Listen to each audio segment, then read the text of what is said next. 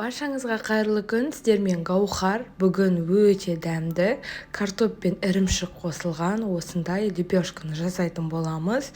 Бұл лепешканың ең басты ерекшелігі табада пісіретін боламыз. Видеоны соңына дейін қараймыз. Ал енді лепешкамызды жасап бастайық.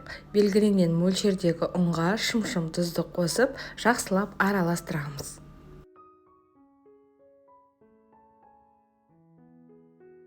Келесі кезекте енді сүтті қосамыз.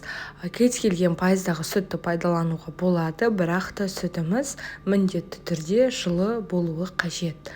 Осылай лопатканың көмегімен жақсылап араластырамыз. Одан кейін алдын ала ерітіліп алған менде майлылығы 82% сары майымызды қосып, енді жұмсақ қамыр елейтін боламыз.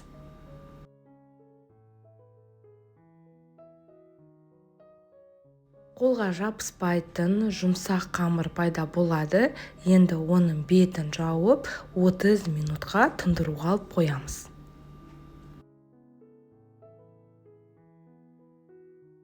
Алдын ала 2 дана картопты суға пісіріп, пюре етіп жасап, сары майын тұзын қосып аламыз.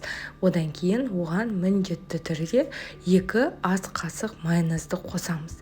Енді жаңағы дайын болған қамырды теңде 2 бөлікке бөлеміз. Одан кейін бірінші моцарелла ірімшігін саламыз. Одан кейін 2 ас қасық пюрені үстінен қайтадан сырымызды салып, жақсылап әдемілетіп барлығын біркелкі етіп түйетін боламыз.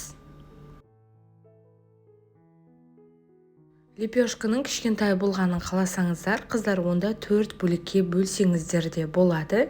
Мен 2 бөлікке бөлдім.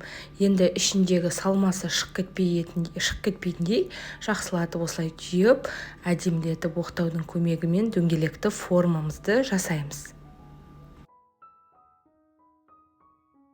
Табамызды қыздырып бастаймыз, міндетті түрде сары маймен жағамыз. Сол кезде біздің лепешкамыз өте дәмді болып пісетін болады.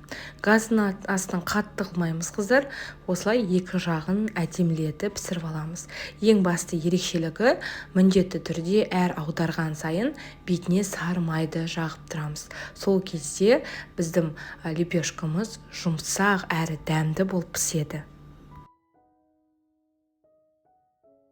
Мінеки достар, хачапуриға ұқсайтын лепешкамыз дайын болды. Міндетті түрде жасап көріңіздер, өйткені дәмі ауыздан кетпейтін, сіздердің сүйікті лепешкаларыңызға айналатынына сенімдімін. Ал видео ұнап жатса, лайк басуды ұмытпаймыз. Ас болсын.